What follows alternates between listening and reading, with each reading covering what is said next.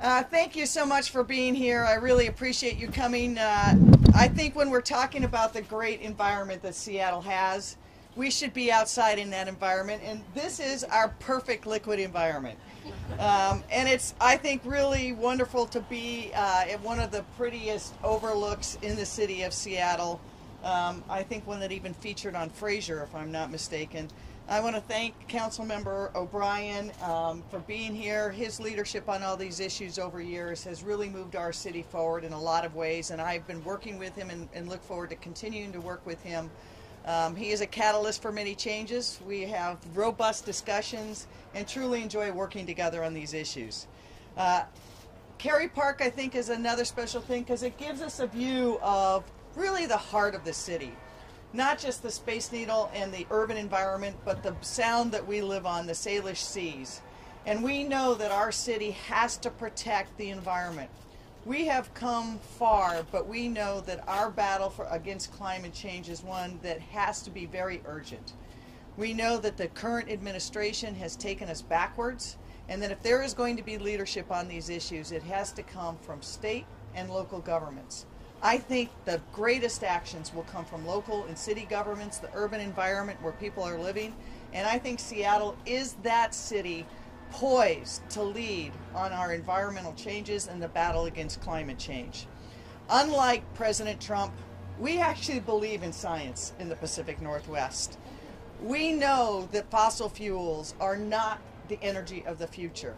The quicker we can distance ourselves from them and come up with alternative energy, the better we will be, not just for our local environment, but for the whole globe. So we have a number of things that we are going to be working on this week and have announced. We know that number one thing that we have to do is attack two sources of the burdens on our climate from Seattle. One is transportation, which the majority of the greenhouse gases come from that burden on our climate, and the other is building efficiency.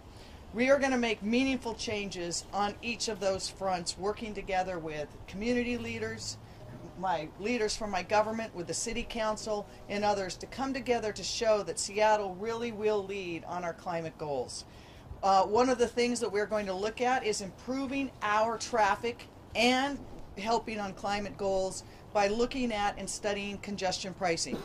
We know it can't stand alone. We know it's a heavy lift that we have to engage people deeply before doing that, and we have to make sure that it is paired up with meaningful transit, because we can't ask people to get out of their single occupancy vehicles unless there are meaningful options they have, whether that is buses, walking, bikes, or other public transit. So we will be working hand in glove to make sure that we improve those abilities for people to get out of their cars, while looking for great incentives for people to also not drive into our city.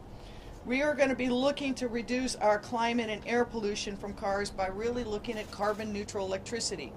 Earlier this year, you went with us when we showed you some of the new charging infrastructure.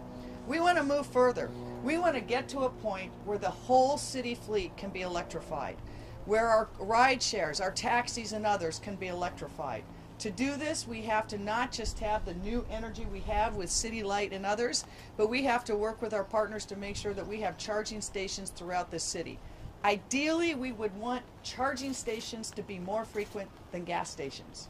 We want people in every part of the city to be able to take advantage of the technology of the future, and we know that there are real barriers to electrification, but both because of cost and availability of infrastructure. So as we build this in the future, we have to make sure that all parts of our city can be part of this future.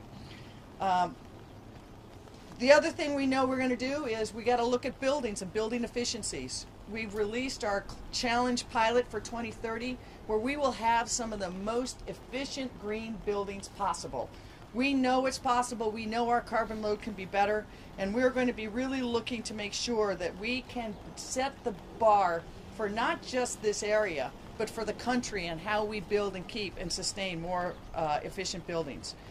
We will also have the first in the country pay for performance energy efficiency pilot program.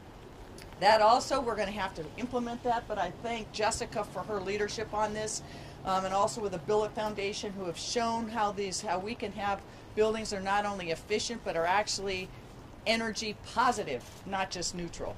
We know we have to move us as a city away from our dependence on fossil fuels.